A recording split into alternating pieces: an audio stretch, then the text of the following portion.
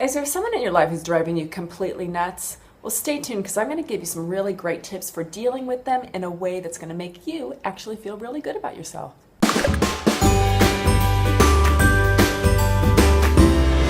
Howdy, welcome to the Change Guru. This is a place where we get our change on. And today I want to share with you some really great tips for dealing with difficult people. Now, if you've been following my vlogs and my podcasts for the last couple of years and actually doing the work behind them, you probably find that you actually have really great people in your life.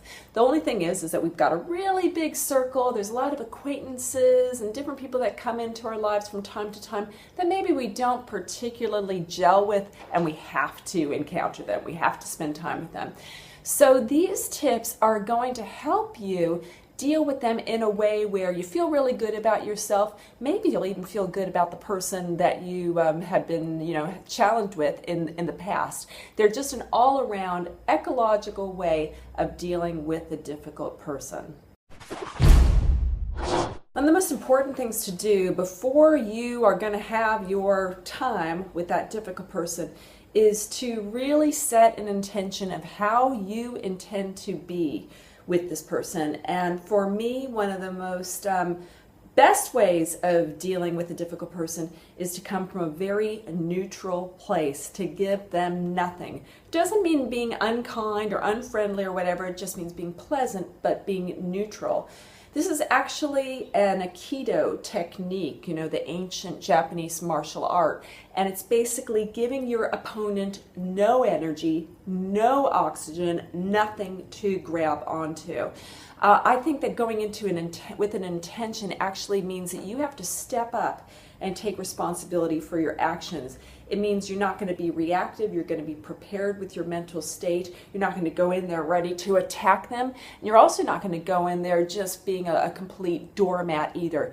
You're going in with a very neutral space. You're setting an intention to be pleasant but neutral.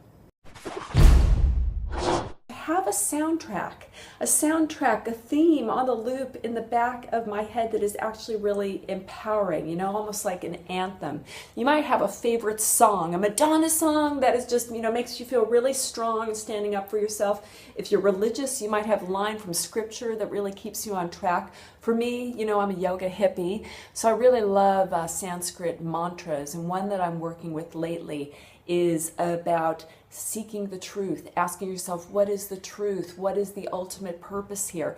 And I love having that in the back of my head during a time of struggle because it lets me see kind of the bigger picture. It helps me put a spiritual frame on maybe a tense situation. It reminds me, I've got to do my part here.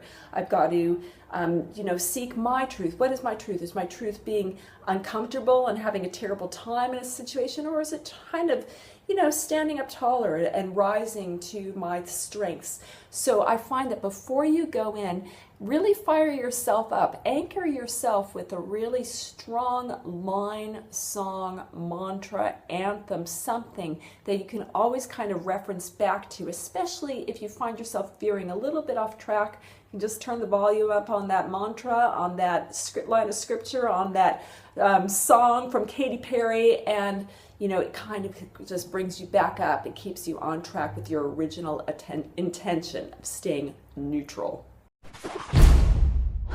And this tip is for the actual encounter. When you're dealing with a difficult person, you have total permission to enforce boundaries. That might mean just arranging however long of time. So if you have a difficult colleague, you can say, okay, we are going to have a 10-minute conversation. That's it. It's not going to go any longer. If you have a difficult family member who you have to spend time with, you can choose to just have a meal with them rather than spend a whole weekend with them. You absolutely have permission to set boundaries because it's a matter of safety. It's a matter of protecting yourself. And I also feel that when you set boundaries and you come at it from a point of, I need to engage with this person, but I also need to protect myself, that can help dissipate any of those kind of reactionary feelings of guilt that we sometimes get, whether it's from family members or our own shoulds. I should be doing this, or I really need to do this, or whatever. Those kind of guilty feelings. When you're coming with, hey, I got to protect myself. I got to make this a safe place for me. Boundaries are completely, you have permission to use them. What I love about all of these tools is that they're actually a spiritual practice. If you're ever feeling despondent about what's going on in the world, you feel like, how can there be world peace? It's all so crazy. It really comes down to the Gandhi thing. We have to be the change that we want to see in the world, and if we can engage in a peaceful way, make peace with just the person in our life who is difficult, that's huge. Just imagine what would happen if we were all doing that. We were all coming from a peaceful place. It makes a difference. Now, I would like to hear your thoughts about dealing with difficult people. How do you do it? And what happened when you actually chose to enforce some boundaries and also set some intentions? I'd love to know your story. So if you can let me know, post it below. I'd love to hear. All right, thank you so much for watching. I really appreciate it, and I look forward to seeing you next time.